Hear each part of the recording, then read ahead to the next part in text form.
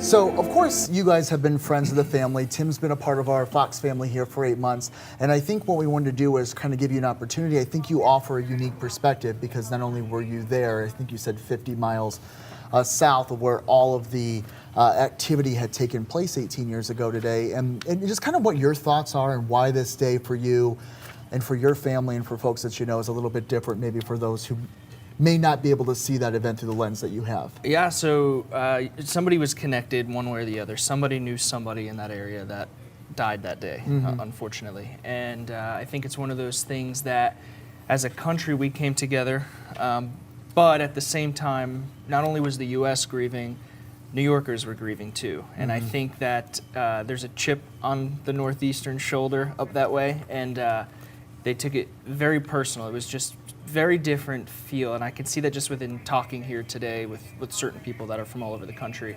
And there was just an aspect of it that we'll never get that back. I mean, it was our skyline. You drive past it, you're on the highway, you see it every single day.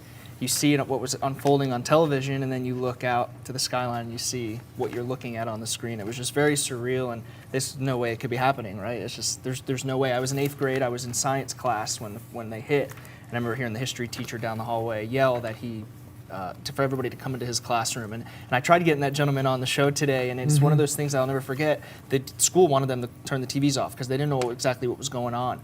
And our history teacher, Mr. Miller, said, no, this is history, and these kids need to watch this. You know, we're watching forever change. So that's something that I will never forget, and so thankful. You know, of course you don't want to see it, but that we were able to witness history.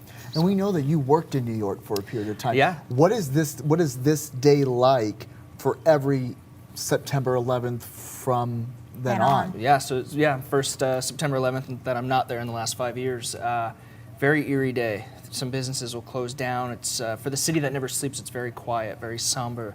It almost feels like September 12th again, 2001. Everybody comes together, and it's for that one day. There's that unity and peace, and it makes you realize what makes this the greatest country in the world, and that, you know what, if we could just try to do that each day, not just one day every year. So when those businesses shut down and fire departments are hosting their, tributes and reserving the day, and it's just it's quiet. It's a very quiet, eerie type feel. Yeah, so. It's a completely different perspective than I think a lot of us were growing up. Of course, this is an interactive show. You can text us here live at 325-400-8785, and we'll have